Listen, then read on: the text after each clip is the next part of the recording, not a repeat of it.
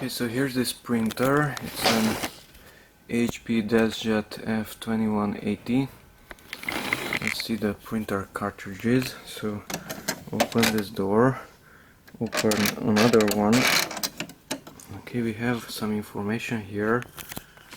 Let's take a look. So it says 22 is the color, 58 can be used for color cartridge also, and 21 is the black cartridge.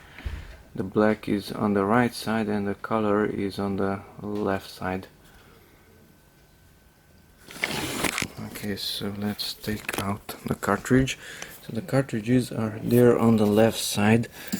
I don't recommend this moving them manually, but it should be okay. So push it down. Okay, now it's at an angle and just lift it out. Okay, so 22 is the color, as it's mentioned here, 22.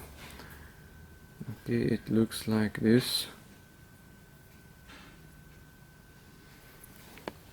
So the color is on the left side. Okay, push it down. That's the black. That is 21. As it's mentioned here, 21.